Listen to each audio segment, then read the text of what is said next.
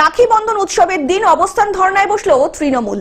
BJP শাসিত বিভিন্ন রাজ্যে বাংলাভাষী মানুষদের ওপর অত্যাচার এবং নির্যাতনের প্রতিবাদে শনিবার রাখি বন্ধন উৎসবের দিন মালদা শহরের বৃন্দাবনের ময়দান সংলগ্ন গান্ধী মূর্তির পাদদেশে অবস্থায় ধর্নায় বসলেন জেলা যুব তৃণমূলের নেতৃত্ব। বিজেপি তুমি ভারত ছাড়ো স্লোগান তুলে যুব তৃণমূলের নেতাকর্মীরা বাংলা ও বাঙালির ওপর অত্যাচারের অপমানের প্রতিবাদে সুর চড়ান প্রত্যেকেই। এই আন্দোলনের নেতৃত্ব দেন জেলা যুব তৃণমূল সভাপতি প্রসেনজিৎ দাস। এছাড়াও উপস্থিত ছিলেন জেলা পরিষদের সভাধিপতি লিপিকা বর্মন ঘোষ এবং ইংরেজবাজার পৌরসভার চেয়ারম্যান কৃষ্ণেন্দু নারায়ণ চৌধুরী সহ আরো অন্যান্যরা।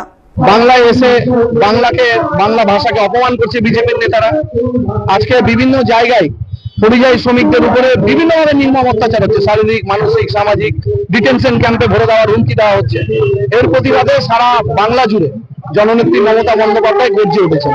দলের নির্দেশে আজকে গান্ধী মূর্তির পাদদেশে আমরা অবস্থান বিক্ষোভ করছি। মালদা থেকে অভিষেক দাসের রিপোর্ট, গ্লোব নিউজ। এখন থেকে গ্লোব টিভি দেখুন আপনার স্মার্টফোনেও। গুগল প্লে স্টোর অথবা অ্যাপল স্টোর থেকে ডাউনলোড করুন গ্লোব টিভি লাইভ অ্যাপ। এছাড়া জিও টিভি অ্যাপ থেকে দেখুন গ্লোব টিভি লাইভ।